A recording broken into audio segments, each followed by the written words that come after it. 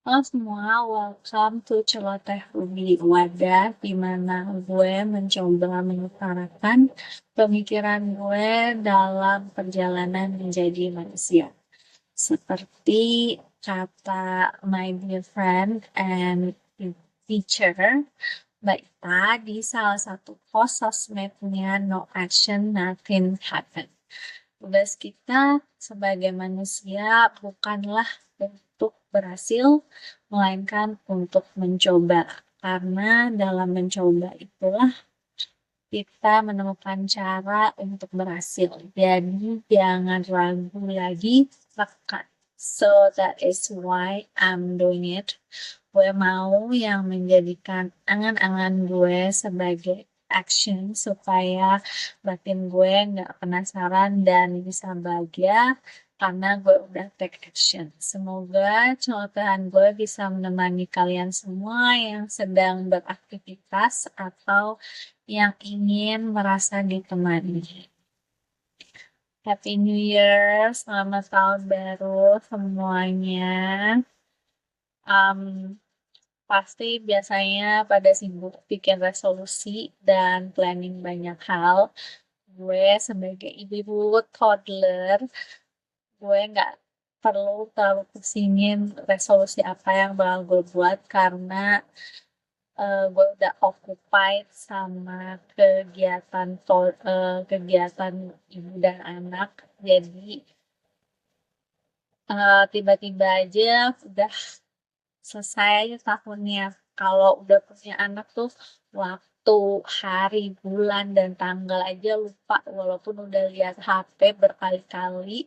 Tapi karena fokusnya itu bukan lihat informasi itu, lebih ke dinamika ibu dan anak, tahu-tahu udah Desember lagi. Sinikal ya nggak sih? Sebelum memutuskan untuk ke segmen kali ini, gue awalnya mau cerita kucing gue Choco ya buat segmen for fam gue. Tapi pikiran gue tuh lebih condong untuk kembali ke segmen Reinvent Me buat menceritakan perjalanan gue mengenal Tuhan. Konsep Tuhan tuh konsep yang abstrak ya nggak sih? Ya, butuh waktu untuk mengenal dan memahaminya dari tahap ke tahap gimana proses pendewasaan pikiran kita. Um, gue rasa setiap orang mempunyai perjalanan masing-masing bagaimana dari waktu ke waktu mengenal Tuhan. Gak ujuk-ujuk bilang, ya gue sangat mengenal Tuhan gue. Um, Waktu kita kecil, kita dikenalkan dengan konsep Tuhan oleh orang tua kita. Kita melihat dan diajak beribadah bareng. Kita diajak berdoa dalam setiap sebelum mulai kegiatan yang kita lakukan dan juga sesudah. Kalau meminta sesuatu juga diminta untuk berdoa ke Tuhan. Kita juga diberi pemahaman bahwa kita berasal dari Tuhan. Apalagi gestur orang saat menunjukkan Tuhan itu di atas, kan? Membuat interpretasi gue Tuhan itu kayak entitas yang terpisah dari kita. Tentu gue memiliki banyak pertanyaan tentang Tuhan dalam diri gue, namun gue enggan mengutarakannya ke orang karena orang bilang kita dilarang mempertanyakan Tuhan. Ya, pada masa-masa itu ya. Namun, otak gue selalu bertanya pada diri gue tentang Tuhan. Saat gue kecil, gue bertanya dalam pikiran gue, Tuhan itu sebesar apa sih? Dan wujudnya kayak apa sih? Kayak perempuan kah atau laki-laki kah? Ya kan maksudnya secara kasat mata ya kalau kita lihat pakai mata kita sendiri tuh manusia tuh ada dua jenis yaitu kayak perempuan dan laki-laki, maskulin dan feminin. Gue sempat berpikir Tuhan itu laki-laki karena ya dari cerita-ceritanya terus. Jadi menurut pemahaman gue tuh Tuhan terdengar maskulin aja. Ya, itu sih pemahaman gue waktu SD. Gue juga dulu bingung dengan konsep doa. Apakah doa itu harus dihafal? Em, Terus gimana kata-kata yang baik untuk berdoa supaya diterima dan kita tuh menunjukkan respect ke Tuhan, dan apakah juga harus berdoa? Kenapa harus berdoa? Kalau nggak berdoa, mungkin nggak semuanya bisa berjalan dengan baik-baik aja. Mungkin gue aja kali ya yang terlalu kritis, tapi kritis gue yang gue pendam sendiri. Gue mulai mencoba berdoa agar keinginan gue terkabul. Ya, dari keinginan gue yang pengen dapet ranking 1 dan keinginan gue yang pengen masuk sekolah favorit yang menurut orang tua gue. Saat gue sedih tentang konflik antar orang tua atau antara gue dan orang tua, gue juga mencoba untuk mengadu ke Tuhan.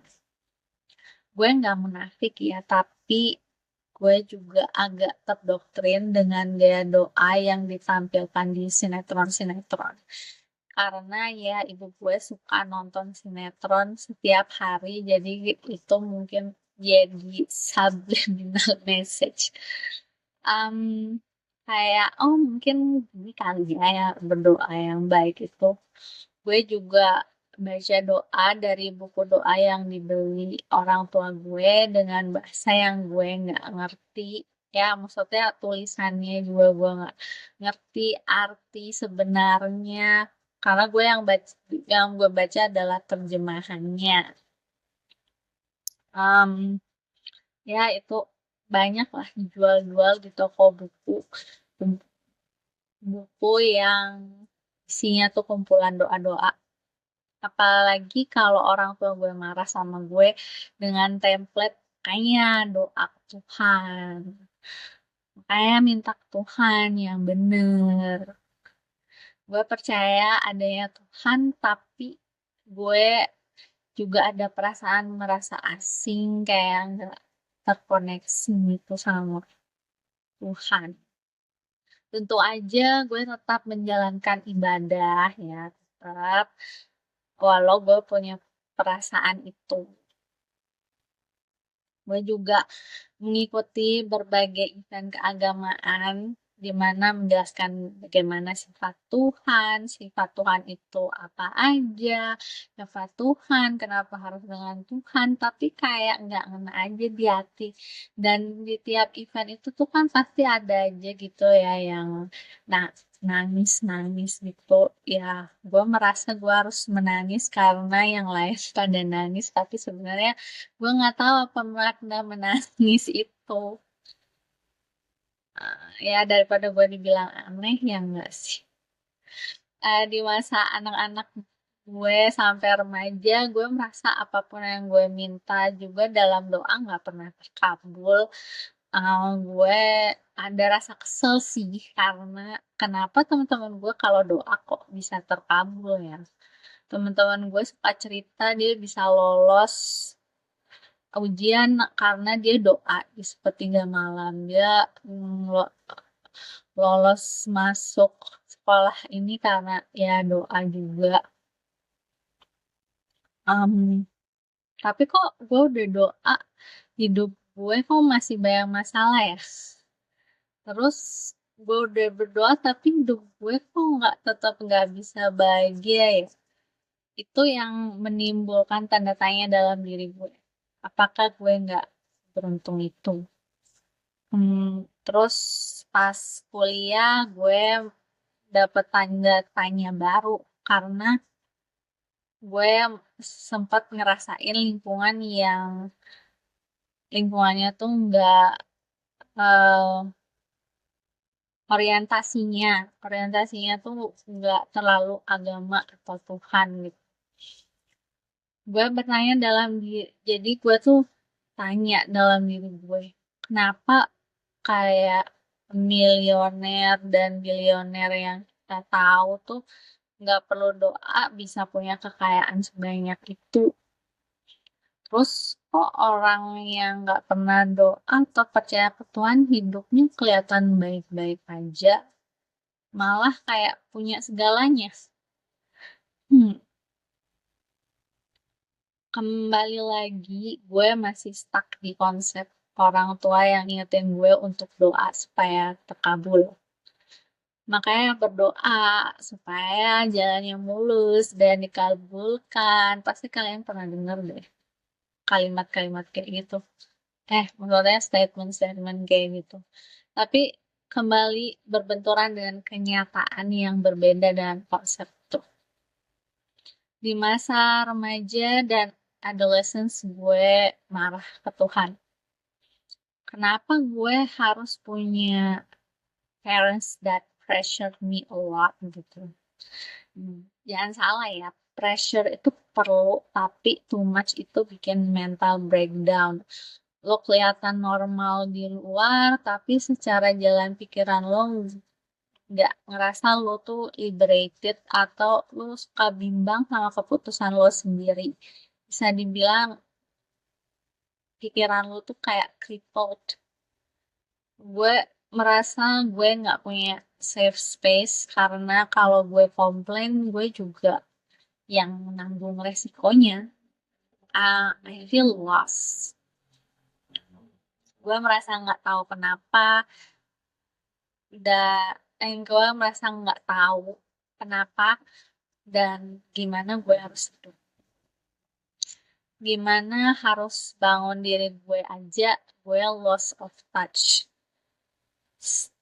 Gue bertanya kepada diri gue kenapa gue nggak bisa menerima konsep Tuhan yang udah disodorkan banyak orang, ya orang tua, guru, beragama, maksudnya pemuka agama dan society.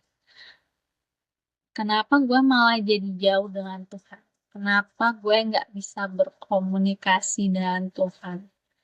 Gue merasa aneh dan gue seperti orang yang mengapung di lautan, nggak tenggelam tapi juga nggak terselamatkan. Yang mungkin juga bisa dibilang gue setiap hari bangun bangun tidur kayak menjalani hari kayak zombie. Ada pemikiran juga siapa gue minta-minta ke Tuhan yang ngasih. Emang harus ya minta-minta ke Tuhan? Emang nggak bisa ya kalau saya kita usaha sendiri terus ya hidup baik-baik aja gitu. Ada masa gue stop berdoa dan ibadah karena gue nggak menemukan arti dari itu semua. Hidup gue masih miserable dan don't know how to get out from that. Tapi gue nggak berhenti mencari makna Tuhan pada diri gue. Entah kenapa gue merasa harus terus mencari. Thanks to Mbak Ita, gue mencoba membuka diri untuk hadir di beberapa event spiritual untuk healing my childhood trauma. Gue dikenalkan beberapa orang dan gue follow akun sosmednya. Saat awal pandemi, kalau nggak salah, gue lihat postingan Pak Gobin Pasdev soal pertemuannya dengan Pak Wayan Mustika. Dari situ gue mencari tahu Pak Wayan Mustika ini siapa, terus udah nulis buku apa aja. Gue akhirnya membeli dan membaca bukunya yang judulnya Tuhan Segala Agama dan Saat Semesta Berbicara. Pada saat gue baca buku Saat Semesta berbicara itulah pertama kalinya gue menitikkan air mata yang jujur dari hati gue terdalam. Dan gue merasa gue akhirnya terkoneksi dengan Tuhan dalam momen yang sangat sangat pure. Pak Wayan Mustika, saya mohon izin mengutip kata-kata yang ada di buku. Karena kata-kata inilah yang menjadi penyejuk hati gue, di mana gue merasa luka gue terobati dan gue berhenti marah sama Tuhan. Ya, kalau kalian mau baca bukunya, itu tuh ada di halaman 8. Gue lagi buka bukunya.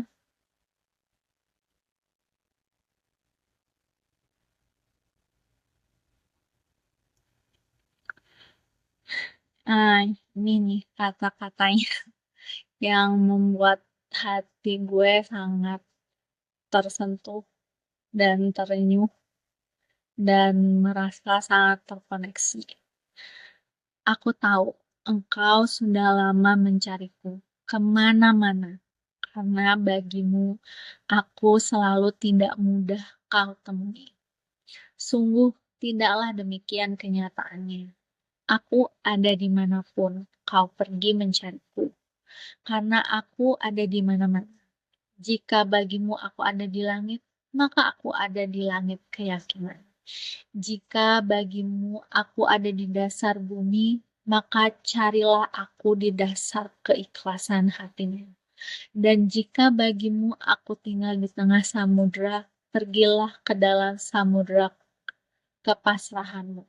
Aku adalah ruang dan waktu bagi alam semesta ini. Kalian semua ada dalam diriku. Aku adalah suara, tapi kau tidak akan mendengar suaraku dalam riuhnya suara-suara hati dan pikiranmu.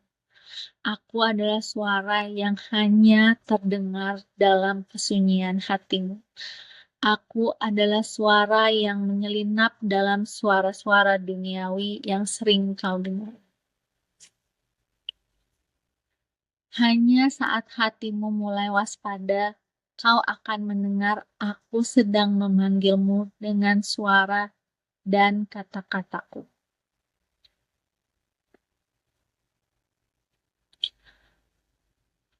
Akulah ayah ibu yang dengan lega melepasmu bersama kebahagiaan dalam kelahiranmu. Lalu dengan sabar menantimu pulang di ujung penderitaan kehidupan untuk memberimu pelukan kasihku. Dalam kebahagiaan atau penderitaanmu, aku akan selalu menjadi sumber bagi kebahagiaan abadi yang menjadi tujuanmu.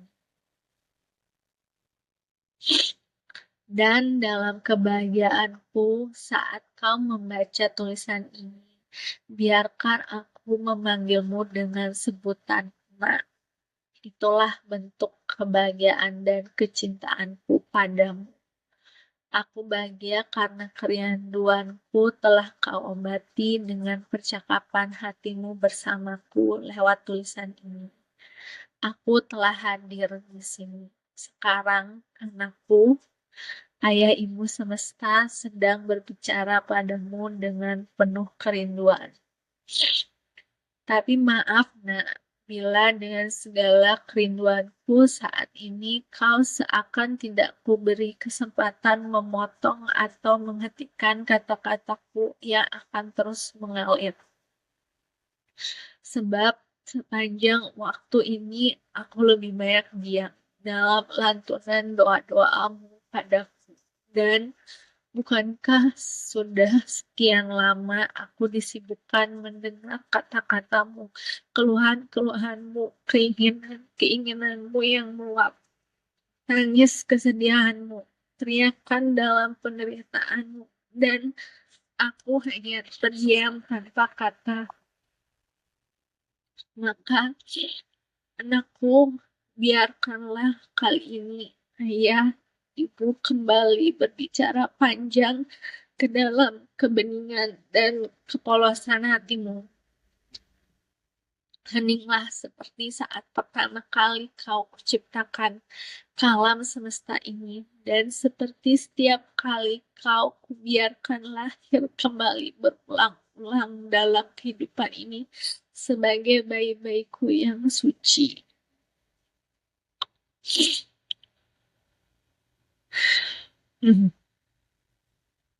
Bukalah tanganmu dengan penuh keikhlasan dan lapangkan pula hatimu. Dalam keheningan ini, ayah ibu akan merangkulmu dalam pelukan cinta kasih. Biarkan kasih sayangku menganyutkan segala penderitaanmu selama ini. Biarkan kehadiranku memuaskan kerinduanmu padaku sejauh ini. Menangislah jika itu tangis kemurnian yang mengalir dari dalam jiwamu. Dalam kata-kata penuh kerinduan ini, nak, izinkan ayah ibu berkisah banyak tentang siapa diri sejatimu, tentang kehidupanmu, tentang pertumbuhanmu, juga tentang segala pembelajaran dalam kehidupan yang telah kau pilih ini. Tentang penderitaan atau kebahagiaan yang sedang kau alami. Serta tentang kesadaran semesta yang selama ini kau abaikan.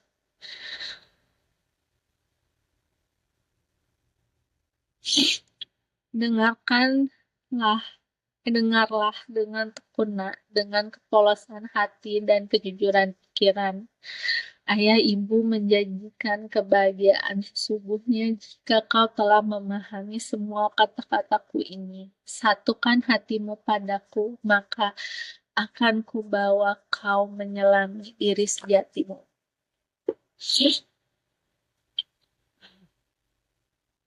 Ya, itu kata-katanya.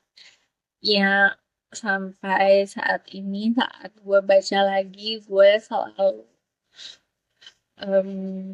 tersentuh oleh kata-kata itu.